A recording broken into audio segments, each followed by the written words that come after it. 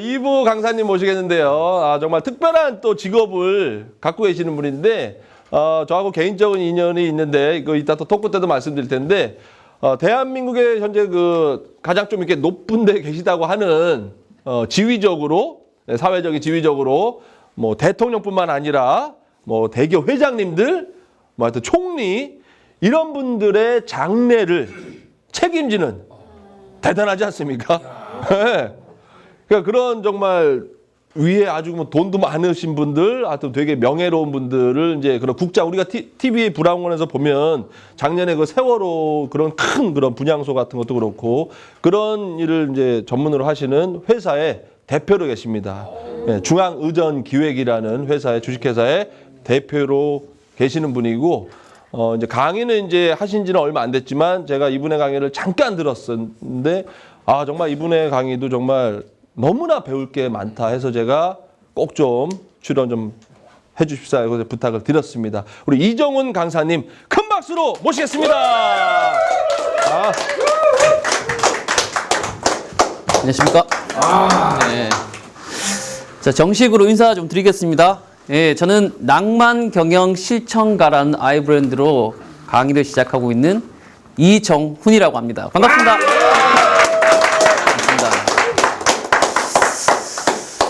새해 벽두죠. 2016년에 제가 1월에 첫 강의를 고해성 쇼에서 하게 돼서 정말 영광스럽고요. 짧은 시간입니다만 이 시간을 통해서 여러분들에게 2016년 잘 하실 수 있도록 확실한 동기부여를 좀 드리고 가도록 하겠습니다. 고맙습니다. 잠깐 제 소개하고 갈 텐데요. 잘 안 보이실 겁니다. 간략하게 제가 말씀으로 얘기 드릴게요. 지금 고해성 대표님과는 같이 하나의 어떤 공통된 업무를 하고 있습니다. 대한민국 강사협회 부대표로 일을 하고 있고요. 그 다음 낭만 경영 실천이라는 제 나름대로의 인생을 살아가는 그 방법들을 사람들에게 알려주는 강사로서 활동하고 있습니다. 그리고 책 쓰기와 책 읽기 코칭을 하고 있고, 좀 전에 소개를 받았습니다만 중앙의전기획이라는 특수한 회사를 운영하고 있는데요. 이 기업은, 저희 회사는 사전 장례 기획이라고 해서요. 대부분은 그 장례라고 하면 발생한 후에 치르는 게 통상적인 저희 관념이지 않습니까? 그런데 사실 기업의 오너, 총수분들 같은 경우나 사회적으로 저명하신 분들 경우에 장례를 미리 준비하시는 경우가 매우 많습니다. 장례 기간도 길 뿐만 아니라 그 안에서 이루어지는 많은 일들을 닥쳐서 준비하기에는 굉장히 힘들겠죠. 그래서 사전에 장례를 컨설팅하는 역할을 지금으로부터 10년 전에 제가 생각을 했었고요. 시도를 해서 시장에 잘 안착이 돼서 지금껏 잘 성장해 오고 있습니다. 그리고 대학에서 비즈니스 그리고 창의력에 관련된 기획 강의를 진행하고 있습니다. 그리고 책을 작가는 아니고요. 평소에 그 글을 쓰는 연습을 많이 합니다. 하다 보니까 자연스럽게 책이 나오게 되고, 하다 보니까 매년 한 권 이상씩 책을 계속 쓰고 있는데, 올 5월 달에 또 2권이 나올 것 같습니다. 그래서 계속 책 활동은 하고 있습니다. 간략하게 소개를 마치고요. 자, 전 이런 새벽도에 화두를 좀 던지고 싶습니다. 여러분, 2016년 작년에 좀 화두가 됐었던 질문인데요. 안녕하십니까? 라는 이야기를 하고 싶어요. 2016년이 시작된 지 얼마 안 됐습니다. 그죠? 네. 2015년 여러분은 안녕하셨습니까? 라는 질문을 또 한번 드려보고 싶습니다. 우리나라가 장기적으로 불황도 있었고요. 그리고 제 기억으로는 매우 힘든 그런 일련의 사건들도 많았던 것 같습니다. 그죠? 네. 강의 오기 전에 인터넷 검색을 좀 해봤어요. 2015년에 핫했던 키워드, 그리고 많이 회자됐던 이야기들은 무엇이 있을까? 그랬더니 청년이 꼽은 2015년 신조 베스트라는 것이 있었는데, 이것 내용들을 이렇게 보다 보니까 청년들에게 국한된 이야기만은 아니더라 하는 것이고요. 한번 보겠습니다. 첫 번째가 바로 수저론입니다. 많이 들어보셨죠? 금수저, 은수저, 동수저, 흑수저 이야기입니다. 자, 금수저를 봤더니만은 자산이 20억이고요. 그 다음에 연평균 얼마였죠? 소득이 2억 이상. 금수저라 그러더라고요. 자, 아파트를 샀습니다. 근데 대출로 샀습니다. 부채로 잡히죠. 그러면 플러스 마이너스 하면 그 20억이라는 숫자는 사실은 한 40억, 50억 가지고 있어야 한 자산이 20억이라 얘기할 수 있겠죠. 그죠? 그리고 동수저, 은수저, 동수저까지 봤더니만은 자산이 10억, 5억, 그리고 동수저 같은 경우에는 한 가구 평균당 5,500만 원 이상 예, 소득이 있어야 된다고 합니다. 그래서 금, 은, 동 합쳤더니만은 10% 정도 됩니다. 10% 전체. 그러면 우리 대한민국의 90%는 뭡니까? 흑수저라는 얘기입니다. 자, 이 수저론 한 키워드 하나만 가지고 저는 대한민국의 현실이 굉장히 암울하구나. 이것은 청년들만의 이야기는 분명히 아니다라는 생각을 하게 됐고요. 자, 두 번째, 헬조선입니다. 헬이라고 하면 뭐예요, 여러분? 지옥이죠. 지옥 같은 세상이라는 거죠. 예. 우리 청년들 마찬가지고 기성세대 분들 마찬가지입니다. 아니 세상에 내가 살고 있는 세상을 헬이라고 합니다. 그리고 이런 헬이란 그 용어가 키워드가 인터넷 바다를 무한정 떠다니고 있다는 얘기입니다. 우리 머릿속에는 마음속에는 이 세상은 지옥 같은 그런 어떤 느낌이라는 이야기겠죠. 참 슬픈 이야기입니다. 그죠? 그 다음에 한꺼번에 한번 봅시다. 세 번째가 열정페이입니다. 간단하게 말해가지고 죽도록 일 시키고 뭐 안 준다? 페이 안 준다는 얘기죠. 네 번째가 M4 세대인데요. 이 N은 계속 늘어가고 있는 것 같아요. 원래 우리 3포라는 얘기 들어보셨죠? 네, 3포 알고 계십니까? 그렇죠. 네, 연애 포기, 결혼 포기, 출산 포기라는 얘기입니다. 자, 여기서 두 개가 더 붙었습니다. 뭘까요?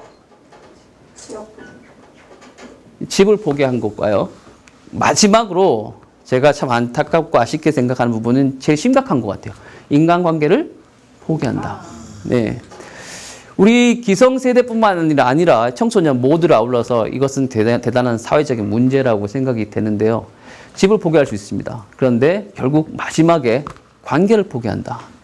사람과 사람 간의 관계를 포기하기 때문에 조금 전에 강의에서 히키코모리 나왔죠.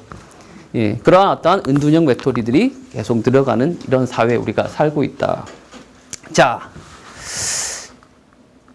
여기에 오실 때 아마 2016년이었기 때문에 여러분들도 2015년에 이러한 어떠한 환경 속에서, 세상 속에서 살다 오셨겠죠. 그죠? 예, 그러면서 우리는 무엇을 추구하고 살아왔습니까? 왜 이 자리에 오셨습니까? 변화죠. 그리고 희망을 쫓아서 오신 거 맞습니까? 예. 맞죠. 자, 세상이 2015년하고 2016년하고는 무슨 차이다? 숫자 차이. 예, 달력이라는 종이 한 장 차이입니다. 자, 12월 31일 2015년하고 1월 1일 2016년의 차이는 달력 한 장 차이입니다. 이 달력 한 장 차이로 세상이 변할 수 있을까요? 변할 리가 없죠. 세상은 변하지 않습니다. 그리고 수년이 더 지난다 하더라도 세상은 앞으로도 그렇게 큰 변화는 없을 것입니다. 그러면 우리가 할 수 있는 솔루션은 딱 하나밖에 없죠. 내가 바뀌는 수밖에 없다. 그래서 오늘 제가 여러분들에게 말씀드리고 싶은 강의의 키워드는 바로 변화입니다. 그런데 아까 전에 저 앞에서 강의하셨던 분 계시잖아요. 그분도 역시 변화에 대한 이야기를 하신 것 같아요. 약간 관점이 틀리겠지만 제 나름대로 변화에 대한 이야기를 한번 풀어보도록 하겠습니다. 자, 변화하려면 기본적으로 계획해야 됩니다. 맞습니까? 네. 예. 재밌는 것은요. 1월 1일 날 연초 됐을 때 산에 갔다 오신 분 해보러. 자, 산에 갔다 추웠죠? 많이 추웠죠? 몇 시에 떴어요? 7시 40분. 산에 몇 시에 올라가셨어요? 6시. 예, 산에 해보고 몇 시에 내려오셨어요? 8시 반. 그 내려오셔서 뭐 하셨어요? 그 다음에는요? 그럼 좀 사우나 좀 하고. 그 다음에. 아, 이제 묻지 마요. 예, 자. 네, 죄송합니다. 자. 새벽 일찍 산에 가요. 우리가. 저는 산에 안 갑니다. 절대. 가서 덜덜덜 떨면서 컵라면 까먹으면서 해봅니다. 맞죠? 그 다음 내려와요. 사우나 갑니다. 떡국 먹고. 그 다음 갔다 오면 노곤하거든요. 그냥 자. 그리고 자고 나면 어슴푸레한 저녁이거든요. 벌써. 그러면 밥 먹어. 그럼 TV 좀 봐. 재밌는 거 많이 하거든요. 그럼 또 뜨뜻하면 또 잠아. 자. 2016년 1월 1일에 우리는 대부분 그렇게 보내는 사람 많습니다. 맞나요? 자, 1월 2일 날 계획합니다. 보통 그러면. 자, 앞으로 어떻게 살아야 되겠다는 계획을 합니다. 계획하신 분들. 자, 잘 지켜지고 계십니까? 자, 의외로요, 벌써 1월의 중반이 넘어가는데 이미 계획이 무너지거나 계획이 실패했다고 생각하시는 분들 많습니다. 그러면서 그분들 뭐라고 얘기하는지 아세요? 대한민국의 진정한 설날은 부정이라고 얘기하죠. 맞나요? 예, 그러면서 남은 시간들 유쾌하게 그냥 편안하게 즐기십니다. 그죠? 예. 맞습니다. 어떻게 보면 그런데 중요한 것은 우리가 변화를 하기 위해서는 계획을 세워야 되는데 왜 우리가 세웠던 계획들은 번번이 실패하는가? 이것은 생각해 볼 문제겠죠. 왜 실패할까? 아마 계획을 실패하는 사람들이 100명 중 약 70%는 계획을 달성을 못한다 그러거든요. 아예. 왜 그런 일이 발생할까? 반대로 저라는 사람은 여러분 여기 왜 서 있을까요? 기업을 일구어서 돈을 벌어서 그것 때문일까요? 아닙니다. 저는요, 남들보다 계획을 잘 세우고 계획을 잘 지킵니다. 그 속에서 저는 늘 변화해 왔던 사람이기 때문에 오늘 여러분들께 말씀드릴 핵심 키워드는 변화를 어떻게 할 수 있고 어떻게 하면 계획을 달성할 수 있는가에 대한 노하우를 알려드릴게요. 준비되셨나요? 네. 알겠습니다. 자, 계획을 세웠습니다. 근데 달성하지 못하는 첫 번째 이유는요, 익숙함과 결별하지 못해서다. 자, 일례를 한번 들어보겠습니다. 책 쓰기 예를 들어볼게요. 저는 매일 아침 새벽 5시면 일어납니다. 일어나서 1시간, 2시간 동안 읽기 혹은 쓰기를 합니다. 이건 이제 습관이 되었습니다. 그런데 저라는 사람은요, 매우 잠이 많은 사람입니다. 사람들이 저보고 늘 그러거든요. 사장님은, 대표님은 잠이 없는 것 같아요. 보기에는 잠을 안 자는 것 같다고. 대표님께서도 항상 한 번씩 그렇게 말씀하시거든요. 그런데 저는 항상 잡니다. 그리고 반드시 7시간은 자려고 합니다. 자, 제가 3년 전에 어떤 책을 읽었습니다. 정확하게 그 책은 구본영 선생님의 익숙한 것과의 결별이었습니다. 그 책은 저한테 엄청난 충격을 줬죠. 선생님께서는 43세 회사를 그만두고 그때부터 책을 쓰고 강연을 하기 시작하셨습니다. 그 스토리를 보고 크게 감명을 받았던 저는 당장 다음 날부터 책을 써야겠다 결심을 하고 실행에 옮겼습니다. 일단은. 자, 그랬더니 문제가 생기더라고요. 무슨 문제? 잠을 자야 되는데 5시에 어떻게 하면 일어날 수 있을까? 어떻게 하면 5시에 일어날 수 있을까? 일찍 여러분들은 다 솔루션 알고 계시거든요. 자, 일찍 자면 되죠. 맞죠? 다 알고 계시죠? 그런데 자, 5시간이라고 해가지고 역산을 해보니까 그 시간이 몇 시냐? 10시요. 밤 10시. 여러분들 밤 10시 보통 하십니까? 드라마 보지. 또 친구를 만나서 그죠? 맥주를 먹거나 야식을 먹거나 TV를 보거나 그죠? 아니면 산책을 하거나 책을 읽거나 그 시간에 무조건 깨 있으면 어떠한 행위를 하게 될 겁니다. 그죠? 그것은 하루아침에 이루어진 습관이 아니라 굉장히 오랜 시간 동안 길들여진 습관입니다. 버리기 참 힘든 것이죠. 자, 이때 여러분께서는 생각을 하셔야 됩니다. 5시에 내가 일어나기 위해서는 10시에 잠을 자야 되고 10시에 해왔던 것들을 포기를 해야 된다. 이 10시에 했던 것과 5시에 내가 해야 될 것들을 저울 위에 딱 달아놓고요. 잘 보세요. 어느 쪽으로 추가기구나.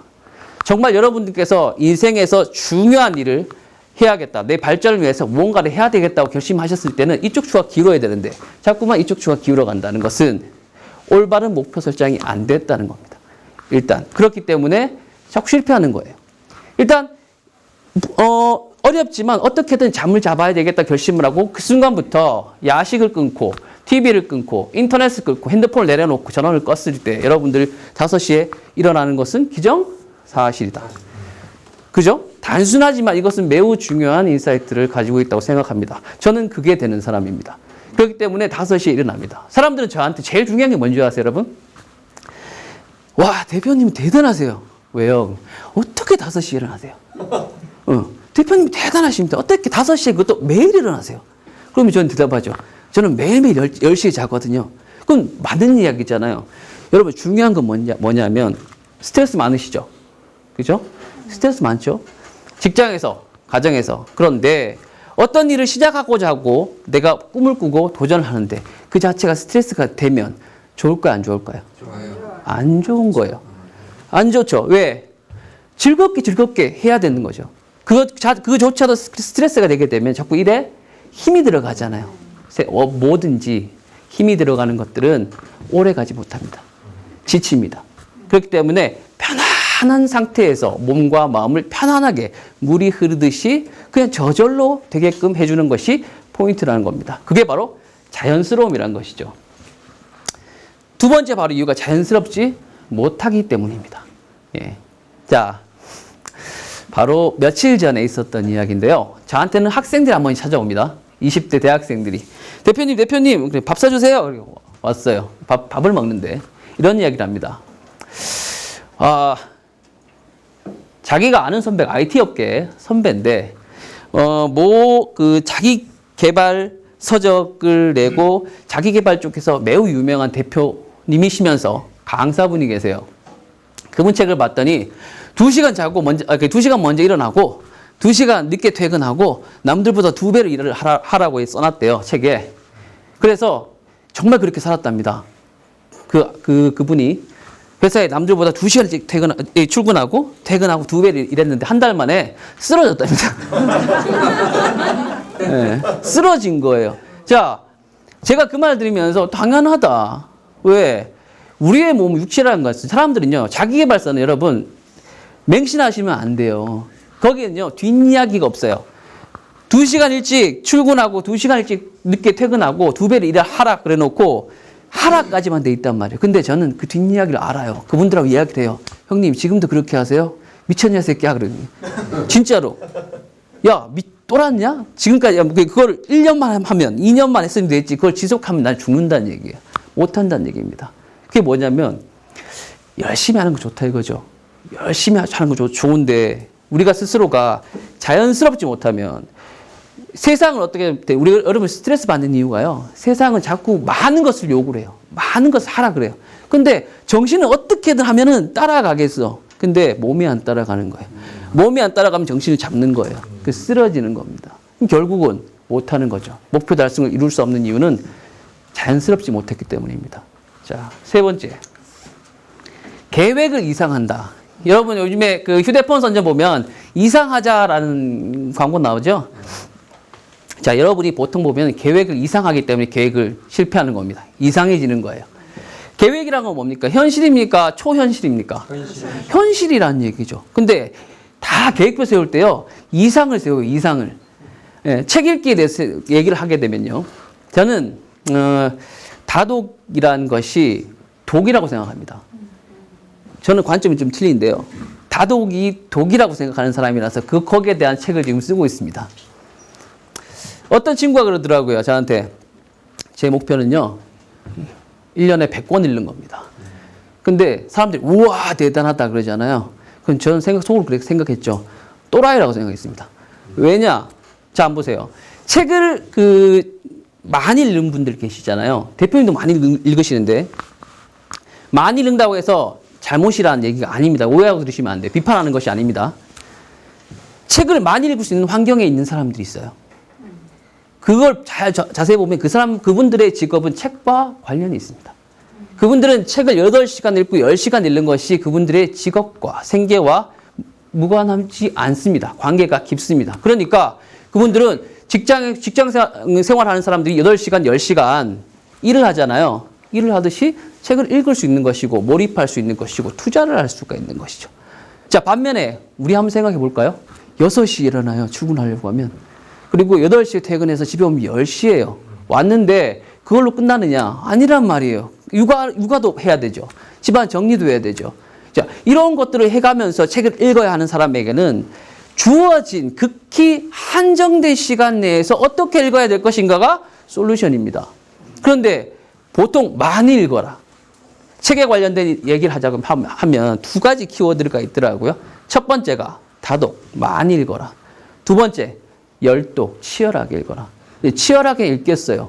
자, 많이 읽으라 그래요. 그런데 주어진 시간은 10분의 1밖에 안 돼. 그러면 읽을 수 있어요, 없어요? 없죠. 읽을 수 있다고 하더라도 어떻게 됩니까? 빨리빨리 읽을 수밖에 없어요. 책은요, 저는 이렇게 읽습니다. 그래서 반대로 여러분한테 알려드릴게요. 제 방법이 맞다는 것은 아니고 저는 그렇게 책 읽기를 통해서 정말 많은 것을 얻은 사람입니다. 소독합니다. 적게 읽습니다. 저는 한 달에 한 권, 두 권 이상을 절대 읽지 않습니다. 지금 그 작년 12월 13일 날 김훈 선생님의 카레 노래를 꺼내 들어가지고 한 달째 읽고 있습니다. 한 권을. 빨리 읽으면 하루 만에도 읽죠. 그 다음 심독합니다. 마음으로 읽을 연습을 합니다. 그 다음 탐독합니다. 책을 읽을 때 제가 모르는 부분이 있잖아요. 넘어가지 않습니다. 찾아봅니다. 공부합니다. 그것들을 노트에 기재하면서 찾아가면서 읽습니다. 그리고 아는 것과 여러분, 안다고 생각하는 것, 아는 것 같은 것은 다릅니다. 아는 것 같은 것은요, 찾아봐야 됩니다. 그러면 대부분은 모르는 것이었다는 것을 자각하게 됩니다. 그래서 찾아가면서 읽죠. 마지막은 뭐냐? 숙독합니다. 어떻게? 정리된 내용을 깊이 묵상하듯이, 곱씹어 보듯이 생각해 본다는 거죠. 그러려면 어떻게 돼요? 시간이 걸린다? 안 걸린다? 걸릴 수밖에 없어요. 자, 김훈 선생님 책이 마지막에 이제 다 읽게 되면 저는 무엇을 할 거냐면, 그 책을 쓰기 위해서 기행을 하셨거든요. 그 기행의 경로대로 그대로 따라가 볼 겁니다. 따라가 보면서 진도에서 이순신 장군이 명랑해전을 하면서 전투를 했던 그 곳에서 김훈 선생님은 그 자리에서 어떤 느낌으로 책을 쓰셨을까? 이 문장은 왜 이런 느낌의 문장이 나왔을까를 곱씹어 보는 겁니다. 자, 책을 한 권 카레 노래를 다 봤다고 칠게요. 그냥 읽었던 사람과 제가 책에 대해서 이야기를 나누게 되면 그 깊이는 차이가 날 수밖에 없죠. 그리고 중요한 것은 여러분, 책 한 권을 쓰기 위해서는 한 100여 권의 책이 참고가 됩니다. 즉, 그 한 권에는 100여 권의 책의 다른 책들의 정보와 스토리들이 함축되어 있다는 이야기입니다. 한 권을 잘 읽으면요, 100권을 읽은 거랑 진배 없습니다. 자, 이런 이야기를 제가 언젠가 블로그에 올린 적이 있습니다. 자, 어떤 반응이 나왔냐면요, 올리고 나서 그 다음날 깨봤더니 블로그 숫자가 미친 듯이 올라가고 있는 겁니다. 이게 뭔가 싶었어요. 하루아침에 하루 동안 25,000명이 방문을 했습니다. 매일매일 25,000명씩. 그리고 제 짧은 글 하나를 15,000분께서 공유를 해 가셨습니다. 제목은 10권을 읽고 1000권을 읽은 효과를 내는 책 읽기 기술이라는 글입니다. 짧은 글이었습니다. 이처럼 봐보세요. 다독을 통해서 얻고자 하는, 궁극적으로 얻고자 하는 게 뭡니까? 책에 대한, 인생에 대한 통찰, 힘이잖아요. 통찰력이잖아요. 그것이 다독이 궁극적으로 목표하는 것이라면 소독을 통해서 통찰을 이뤄낼 수 있다면 결국 소독이 다독이라고 말해도 되나요? 말되죠? 예. 결국 여러분, 제가 생각하는 것은 자연스러움이다. 이 자연스러움은 비단 책 읽기에서만 끝나는 것이 아니라는 이야기입니다. 이해되시죠? 적게 읽음으로 인해 가지고 결국 그게 적게 읽는다는 게 뭐예요? 내가 읽을 수 있는 내 상황에 맞는, 내 몸에 맞춘 그런 솔루션이 필요하다는 이야기입니다. 자, 네 번째, 우리가 계획을 달성하지 못하는 이유는요, 내 계획이 아니기 때문에 그렇습니다. 대부분은 여러분 다이어리 쓰시는 분 쓰시죠? 예. 다이어리 어디 거 쓰십니까? 브랜드를 쓰십니까? 나와 있는 거 쓰시나요? 예. 대부분의 사람들 보면 다이어리 쓰실 때요, 제가 좀 그런 분들하고 이야기하고 싶어요. 다이어리 작성법이 너무 복잡해서 배우러 간대요. 프랭클린 다이어리 작성법 같은 거 가르쳐 주죠. 자, 한번 생각해 보자고요, 우리가. 세상에 100사람이 있습니다. 여기 지금 20, 30분 계시면 100사람이 있으면 이 100사람의 개성은 다 틀린 거예요. 생각도 틀립니다. 습관 틀립니다. 기호 틀리죠. 그런데 다이어리라는 건 뭐예요, 여러분? 형식입니다. 형식이 짜져 있죠. 그죠? 그 형식에 내 사고의 틀을 맞춰야 되는 거죠. 그 자체가 자연입니까? 부자연스럽습니까? 부자연스러운 거죠. 그러니까 어려운 겁니다. 사람들이 저한테 물어요. 다이어리 작성법이 너무 어려워요. 그래서 제가 또 그 블로그에 올렸습니다. 그 글도 많이 읽혔는데요. 다이어리 쓰지 말라고 했습니다. 다이어리 자체를 사지 말라고 그랬습니다. 제가 다이어리 쓰는 방법은 그냥 노트 한 권입니다. 하얀 노트 한 권입니다. 아무것도 안 적혔습니다. 얇습니다. 왜 그걸 다이어리 쓰냐면 거기에 줄을 긋고 구획을 짓고 계획을 하는 것은 내가 온전히 나에게 가장 적합한 것을 내가 계획하기 위해서입니다. 짜져 있으면 내가 못하는 거 아니에요. 그렇기 때문에 어떻게 해요? 다이어리가 쓰기가 편한 거죠. 쓰기가 편하니까 어떻게 돼요? 매일매일 쓰게 되는 거죠. 매일매일 쓰게 되니까 계획을 계속 잊지 않고 하죠. 하다 보니까 어떻게 돼요? 계획 달성도가 높아진단 말입니다. 그러니까 아이러니한 것이요. 다이어리를 써야 계획에 달성할 확률이 높습니다라고 얘기하는데 정확하게 말하면 내가 작성한 다이어리를 써야 목표 달성이 높아진다는 겁니다. 그것도 결국 뭡니까? 자연스러움으로 넘어가죠. 자, 여기서 제가 낭만 경영 실천이란 말이 이제 나옵니다. 한번 읽어볼게요. 몸과 마음의 상태를 편안하게 만들어서 힘을 가하지 않아도 저절로 흐르듯 변화를 이끌어내는 것. 자, 여러분. 변화해야지, 바뀌어야지 스트레스죠. 예. 그런데 저는 저절로 변화합니다. 실제로도. 왜? 저는 무리한 일을 하지 않습니다. 예, 몸에서 무리한 행동을 하지 않습니다. 제가 저에게 무리가 된다고 하면 스스로 알아서 줄입니다. 그것은 욕망을 줄이는 방법일 수도 있고 욕심을 줄이는 방법일 수 있습니다. 결국 줄여서 나에게 최대한 내가 그 안에서 몸도 마음도 평안한 상태에서 몰입할 수 있는 상태를 만들어서 효율을 극대화시키는 방법이죠. 그래서 버티지 말고 자연스럽게 흐를 것이라고 했고요. 지금 마찬가지로 이거 노트입니다. 제가 한번 보여드리고 싶어가지고 독서 노트입니다. 글씨가 개판이죠. 그래서 저는 제가 하고 싶은 대로 이렇게 구획을 짓고 쓰고 있는데요. 보시면 여기 레이저가 이거구나. 아닌가? 오 마이 갓. 잠시만요.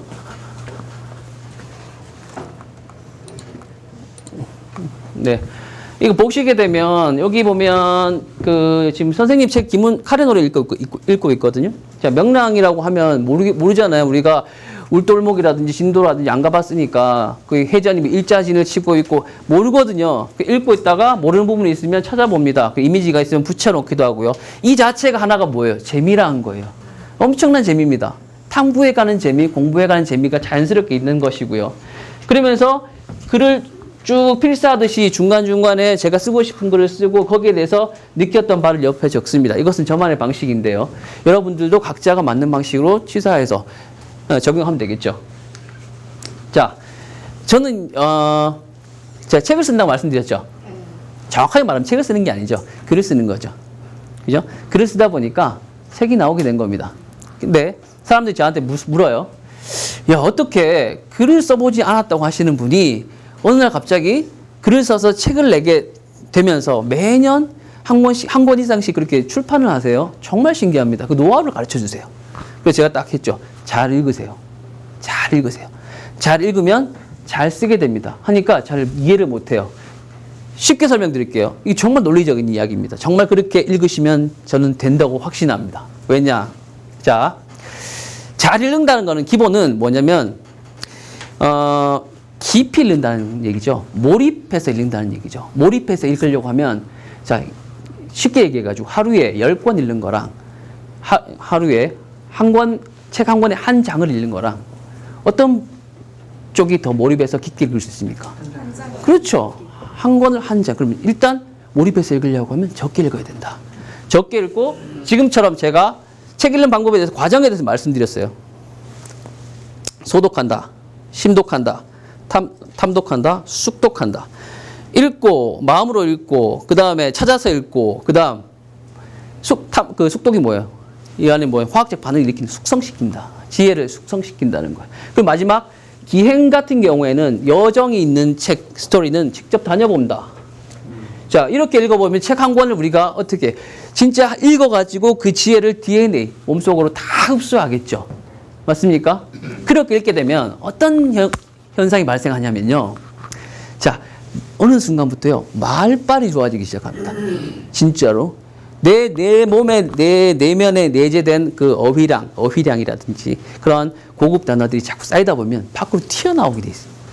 말을 잘하게 돼요. 일단은 말을 잘하는 과정을 계속 거치면서 이 과정을 거치게 되면 쓰기가 어느 순간부터 글을 쓰는데 필력이 확 좋아져 있는 것을 느끼게 됩니다. 실제로 그래요. 그래서 그 과정이 경험하게 되면 그때부터 뭐 하냐면 내가 스스로 글을 쓰고 싶어집니다. 실제로 글이 막 쓰고 싶어져요. 그래서 요즘에 좋잖아요. 페이스북이나 아니면 카카오 스토리나 통해서 단편적인 글을 막 올립니다. 그러면 어떤 효과가 있냐면, 반응이 있냐면, 예전에 필력이 떨어질 때, 그때는 글을 써도 사람들이 좋아요가 별로 없어요. 댓글이 별로 없어요. 근데 어떤 글 한 편 딱 올렸는데 갑자기 사람들이 너무 좋아요, 폭하고 공감이 돼요, 좋습니다라는 글들이 쫙 올라옵니다.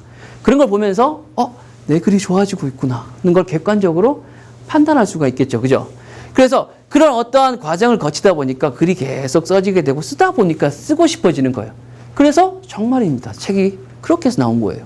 자, 제가 했던 과정들 여러분 한번 되짚어 보자고요. 무리가 있었습니까? 무리가 없었어요. 책을 쓰는 이 과정 동안 누가 어떻게 해라 가르쳐 줬습니까? 아닙니다.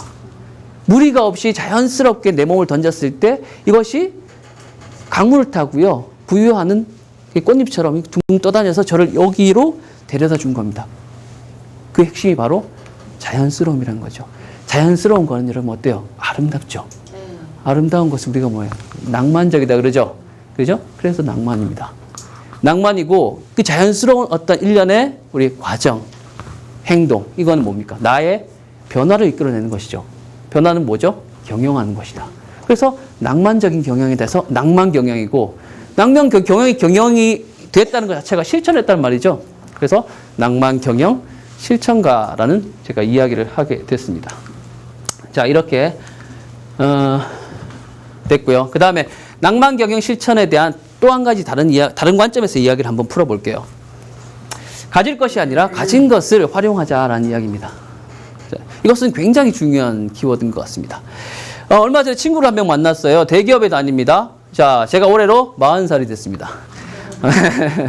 숫자가 바뀌니까 사실 기분이 좋지 않더라고요. 자, 40살이 됐는데 친구를 만났는데 이런 얘기를 합니다. 나는 대기업에 다니고 연봉도 꽤 세지만 50 전후로 해서 아마 회사를 나오게 될 거야. 그래서 자, 그거에 대한 대비를 해야 될 것 같아서 지금부터 열심히 돈을 모아서 한 5억 정도를 모아두면 10년 후에 회사를 나와도 내가 뭔가를 할 수 있겠지 라고 얘기를 하더라고요. 그래서 그 무언가가 뭔지가 궁금했습니다. 그럼 뭐 할 건데? 사업이냐 장사냐? 그러니까 모르겠다는 겁니다. 지금 시점으로는 알 수가 없지, 당연히. 모르겠다는 겁니다. 그러면 5억을 모으는 그 이유는 뭐냐? 왜 굳이 5억이냐? 그냥 적지도 않고 많지도 않고 내가 노력하면 다 할 수 있는 수치일 것 같다. 자, 이 친구는 어떻게 될까요? 10년 후면? 망합니다. 다 아시죠? 예. 자, 막상 10년 후가 되면은 이거 뭐 해야 될지 몰라요. 그리고 이 친구가 명함을 이렇게 주다 보면은 10년 후에는 그런 걸 깨닫게 되죠. 아, 직장에 있을 때 사람들이 나의 능력을 인정했던 것은 내 능력이 아니라 회사의 능력이었다는 걸 그때 아는 겁니다. 허탈감에 빠지는 거죠. 그리고 나서 나와가지고 빈둥빈둥 할 걸 찾아요. 그런데 제일 눈에 팍 꽂히는 건 뭡니까? 쉽게 돈 벌 수 있는 것, 프랜차이즈. 예, 망하는 지름길입니다. 예, 치킨집, 족발집, 그죠? 예, 결국 그렇게 된다고요. 왜?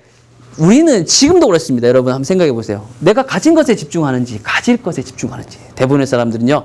차 가지고 싶어 해서 가질 것. 30평집 아파트 있으면 아파트를 한 채 더 사고 싶은 가질 것에 집중하지, 내가 가진 것에 대해서는 많이 돌아보려고 하지 않습니다. 저의 시작은 가진 것이 아니라 가질 것이 아니라 지금 내가 가진 것. 이게 중요하다는 이야기인데요. 제 이야기를 조금 드려볼게요. 지금부터 20년 전의 제 모습입니다. 네, 빚이 많았고요. 그 다음에 청년 백수였습니다. 20살 때였으니까 무일푼이었고 좌절하던 시기고 방황하던 시기입니다. 너무 그러니까 좌절, 방황, 울고 짜고 하는 이야기 너무 많아서 일부러 뺐습니다. 근데 정확한 건데 팩트는 뭡니까? 1997년에 뭐가 있었죠? 그렇죠. 다들 이제 경험이 있으시니까. IMF 때 우리 집만 망했느냐? 다 망했습니다. 그때, 그죠? 아버지가 저희 집 나가셔가지고 5년 동안 육부의 흠에 행방불명 됐던 적이 있습니다. 그때는 그런 시절이었습니다. 그죠? 군대 가면 전부 다 애들이 그때 다 군대 갔거든요. 저도 그때 군대 갔지만 다 그니까 지가 군대를 가게 되면 숟가락 하나 더 니까 다 그리 갔다고요. 그때 저 역시 마찬가지로 IMF 때 몹시 힘들었는데 그때 상황이 이렇다는 거죠. 근데 지금은 빚을 다 청산한 건 아닙니다. 우리 집 빚이 굉장히 많았거든요. 아직도 일부는 남아 있습니다.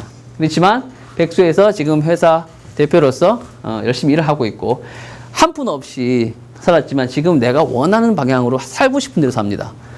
그리고 좌절했지만 희망을 가지게 됐고 방황했지만 도전을 하는데 제가 한 일이 이렇습니다. 여러분 이렇게 소개를 했지만 지금 이 사진은 세월호 안산의 그 공식 합동 분향소를 기획했을 때의 전경입니다.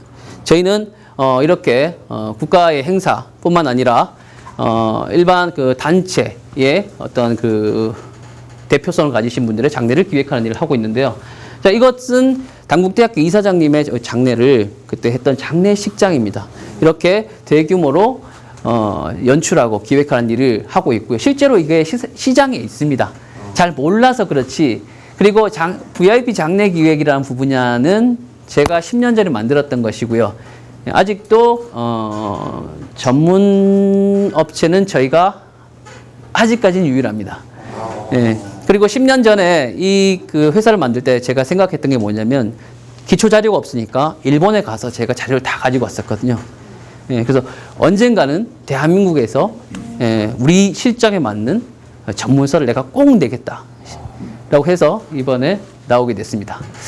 이 책은 실무서를 다루는 최초의 책이고요. 이 책 덕분에 또 중앙의전 기획이 대외적으로 많이 알려지는 계기가 됐는데, 자, 문제는 재밌는 건 뭐냐면 중앙의전 기획이 10년 전에 저희가 회사를 차려서 했을 때 차려서 이제 사업을 시작했을 때 내가 가진 것은요.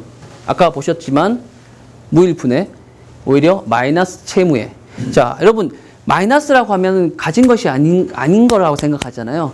근데 다 가진 것이라고 생각하면 가진 거 됩니다. 빚이 많았기 때문에 그것을 극복해야 될 분명한 목표가 있었던 것이죠. 그리고 건강한 몸과 건강한 신체와 정신이 있었다는 것, 가진 것. 그때 제가 이제 한국에서 아버지가 그 한동안 이렇게 연락이 끊겼다가 다시 만났는데 서울에서 만났습니다. 저희는 이제 원래 경상도입니다. 목소리 들어보면 아시겠지만 아버지가 그 사업을 하시다가 연세도 있으시고 밖에 나갔어요. 무엇을 할 수 있겠습니까? 할 수 있는 게 없잖아요. 그래서 장의사에서 일을 하셨습니다. 장의업을 배우셨고 저는 그 당시 일본에서 근무를 하다가 정말 안 좋게 한국에 들어오게 됐습니다. 그때 저는 정신적으로도 매우 피폐해진 상태였는데 돈은 벌고 그리고 먹고 살아야 되니까 아버지가 장례일이 많으니 좀 도와다오 해서 장례를 어떻게 하다가 배우게 됐습니다. 예, 열심히 배우다 보니까 이 장례 산업이라는 것이 매력이 있어요. 그리고 고령화가 계속 진전이 되니까 뭔가 기회가 있겠다 싶었던 거죠. 그때 상조회사들이 막 이렇게 붐업이 돼서 성장해 가던 찰나였습니다.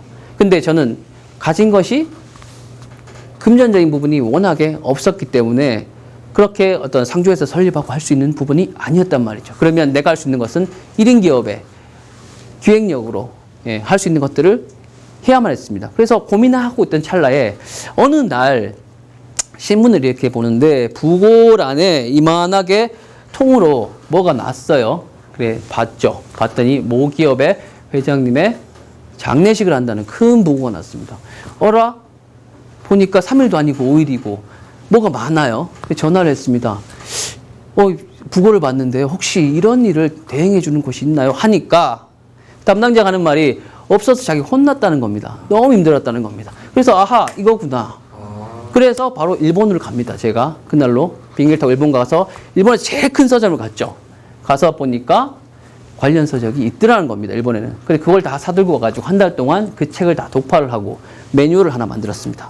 그때 한국형 나름 매뉴얼을 만들었죠. 그래서 사업자를 내고 6개월 동안 딱 결심했습니다. 6개월 동안만 기업에다가 이 매뉴얼을 한번 뿌려보자. 그래서 뿌리기 시작했습니다. 매뉴얼을 출력하고 제본하고 우표 붙여서 보내는 것을 6개월 동안 했는데 5개월쯤 되니까 못하겠는 거예요. 너무 힘들어서. 왜냐하면 이 뿌리는데 상담 문의 전화가 한 건도 안 오는 거예요. 근데 정서가 그렇잖아요. 회장님 멀쩡하신데 매뉴얼 받았는데 그러잖아요. 빨리 하시라고. 그런 정서라고 오해를 하셔가지고 그때 제가 그 세상에 있는 모든 동물 새끼라는 얘기는 다 들어봤습니다. 개새끼, 소새끼부터 해가지고. 근데 그런 얘기를 들을 때마다 자존감이 탁탁탁 내려가잖아요. 나중에는 전화벨이 울리면 못 받겠는 거예요. 무서워가지고 이걸 받아야 돼 말아야 돼. 그러다가 제가 이거 그냥 그만둬야 되겠다 싶었는데 그때 이제 딱 한 달 남았을 때였거든요. 그럴 때 한 달만 더 해보자. 한 달 남았으니까 한 달만 더 해보자. 어차피 이거 실패 같고 아닌 것 같은데 확실히 종지부를 찍자. 이건 아니라는 것을 확실히 나도 인정하고 넘어가자 했습니다. 그런데 여러분 살다 보면요. 인생에서는 드라마보다 더 드라마틱할 때 있죠. 기적 같을 때 있죠. 제가 데드라인을 정해놨습니다. 그때 며칠로. 근데 그 며칠 3일 전쯤이었나 전화가 왔습니다. 그때도 받을까 말까 고민하다가 받았어요. 받았는데 중앙의정 교육이시죠? 네. 좀 들어와 주셨으면 좋겠습니다. 뭔가 싶어서 들어간 거예요. 자, 어떤 일이 벌어졌냐면 기업명은 말씀을 못 드리는데 이 회장님이 해외에 출장 가셔가지고 급사하신 겁니다. 갑자기. 그래서 바로 본사 총무팀으로 들어갔겠죠. 돌아가셨다. 난리 났다. 회사정 준비해라. 이렇게 된 거예요. 근데 총무팀장이 해본 적이 없는 거죠. 왜? 이런 일은 기업 오너가 돌아가셨을 때 준비하는 건데 오너가 한두 분이 아니잖아요. 한두 분인 게 아니잖아요. 오직 한 분이잖아요. 그러니까 아무도 수소문 해도 경험 있는 사람이 없는 겁니다. 그래서 낙담하고 있는데 이 사람 책상 위에 뭐가 있었다는 거예요. 내가 보낸 맨줄이 있었다는 겁니다. 그래서 그걸 보고 이 사람이 완전 그분한테 어떤 느낌이었겠어요? 완전 그거지, 동아줄이죠. 그죠? 구세주죠. 전화 왔습니다. 그래서 당당히 갔죠. 가가지고, 잘 했습니다. 그때 지금 해보면은 굉장히 어설프고, 솔직히 말하면 좀 개판이었던 부분도 없지 않아 있습니다. 그런데 처음이니까. 그래도 그 사람들보다는 제가 나았던 거죠. 그래서 준비를 해서 하고 나서 연결식 아시죠? 보통 연결식 하시잖아요. 연결식을 그 회사 본사 9층에서 했는데 재미난 일이 벌어졌습니다. 자, VIP 분들 입장하십니다 하시는데 또 보니까 지금 이거 방송 나오기 때문에 말씀 못 드리겠지만 여의도에 계신 그 회사 오너분들, 기업에 거기 다 오셨습니다. 쭉 오셔가지고 VIP로 오셔가지고 다 행사를 본 거죠. 보고 나서 비서에게 이렇게 말씀하셨다고 합니다. 행사 어디서 준비했는지 그 회사 좀 알아놓으라고.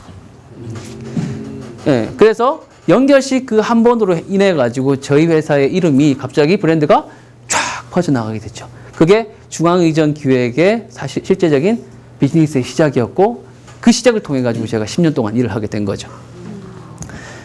되게 스토리가 그 드라마 같죠. 네, 그때 제가 5개월째 그만뒀으면 게임 끝나는 거였는데 자, 저는 말도 안 되는 판단, 이것은 타인에 의한 판단이라고 생각합니다. 대부분 여러분, 제가 이 비즈니스를 하겠다고 했을 때 모두가 반대했습니다. 모두가. 그리고 그 반대의 세상적인 논리는 매우 합리적이고 논리적입니다. 그 논리를 든 게 무슨 논리를 들었냐면요. 저한테 이렇게 얘기하더라고요. 넌 절대 안 돼. 분명히 망할 수밖에 없어. 왜? 넌 일단 자본이 없어. 오래 가지 못해. 두 번째, 야, 어떤 미친놈이 너한테 실적도 없고 일도 해보지 않았는데 강의를 주겠냐 이거예요. 강의가 아니구나. 일을 주겠냐 이거예요. 네, 굉장히 설득력 있죠. 네, 그렇지만 대부분의 사람들은 그렇게 얘기하면 그 논리에 함몰됩니다. 빠집니다. 그리고 그런 것 같아.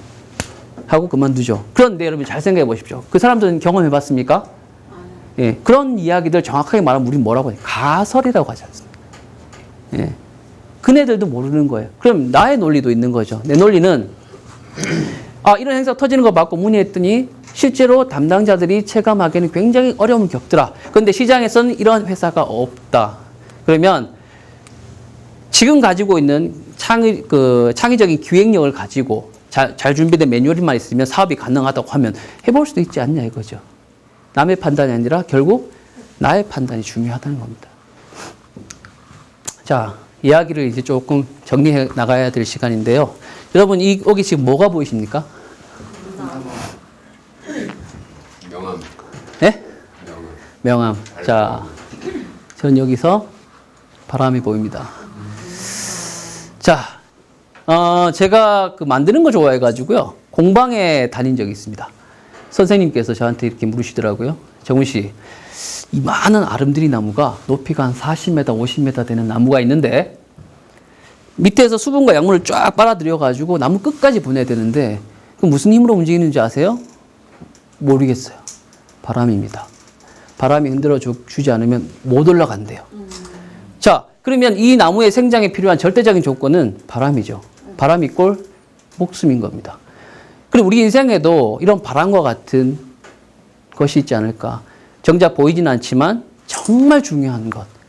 낭만 경영의 사실은 낭만 경영을 실천하기 위해서 가장 핵심적인 키워드입니다.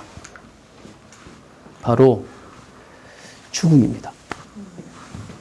지금 사람들은 재밌는 게요. 여기서 난 죽지 않는다. 없죠. 근데 대부분은요, 많은 사람들은 죽지 않을 것처럼 살죠. 실제적으로. 그죠? 예. 우리는 성냥을 확 키면 황이 타들어가는 순간부터 이미 끝을 향해 가고 있습니다. 예, 우리 인생은 성냥을 하나 탁 키는 것과 다름없다. 죽음을 인지하고 사는 것과 인지하고 살지 않는 것은 시간을 바라보는 관념 자체가 틀린다는 얘기죠.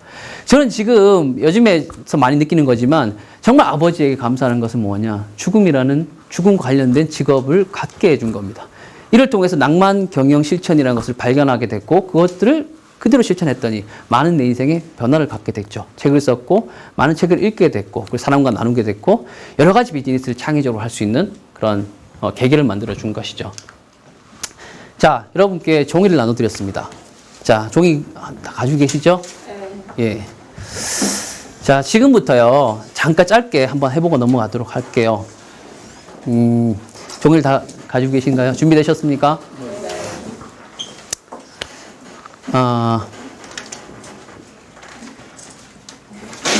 종이에다가, 그 종이 위에다가 여러분이 가장 사랑하는 사람 이름, 많게는 3분, 적게는 1분 이상은 한번 적어 보시죠.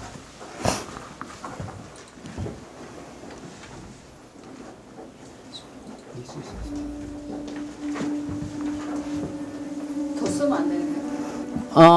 너무 많이 쓰면 너무 많은 생각을 하게 되기 때문에 3분까지만, 예, 정말 소중한 분 3분만 한번 적어보세요.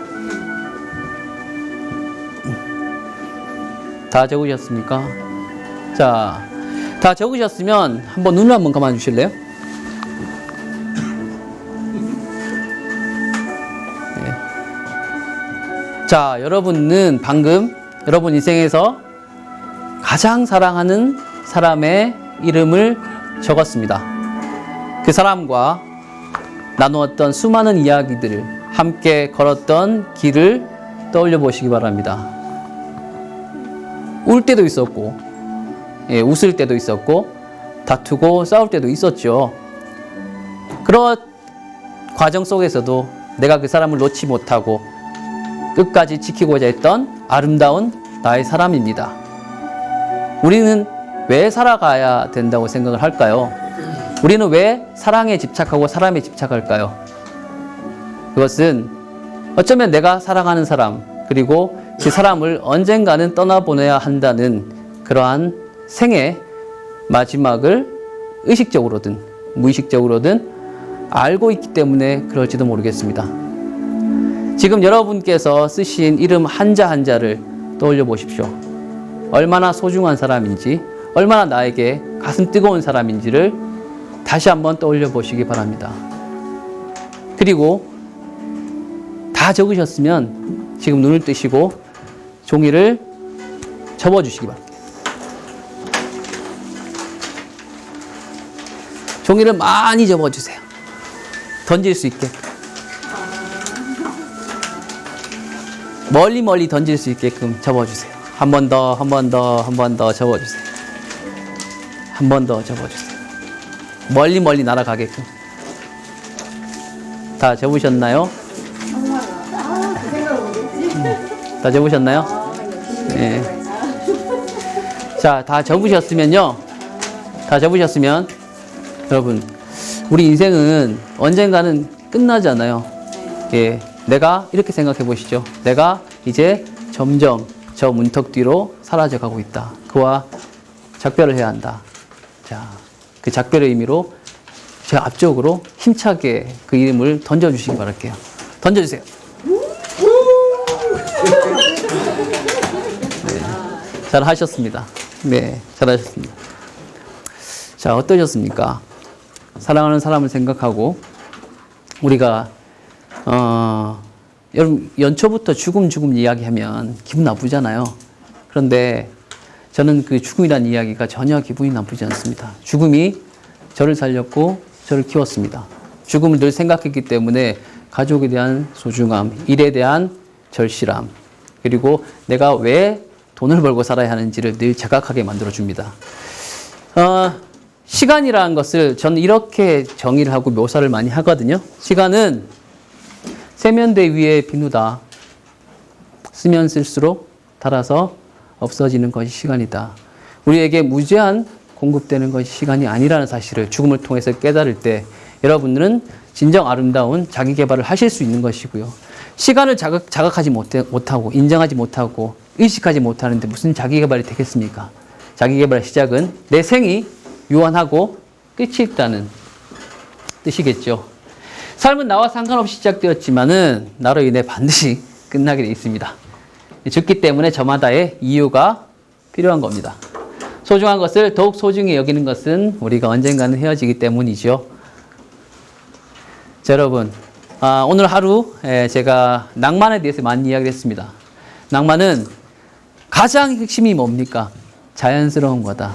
몸에 부담이 없는 것이다. 내 몸을 편하게 한 상태에서 물 흐르듯이 전개해 나가는 것이다. 억압되지 않아야 한다. 성공적인 인생이란요, 즐거움에서 비롯되고 감사로 끝나는 삶이어야 한다.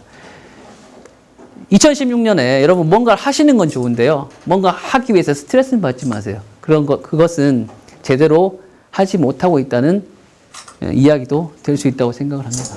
그리고 낭만은 잊지 않는 것입니다.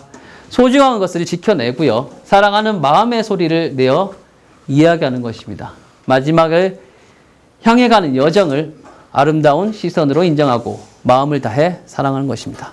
자, 여러분 오늘도 낭만하시고 2016년 이루고 바라는 계획 모두 성취될 수 있도록 기원하겠습니다. 감사합니다.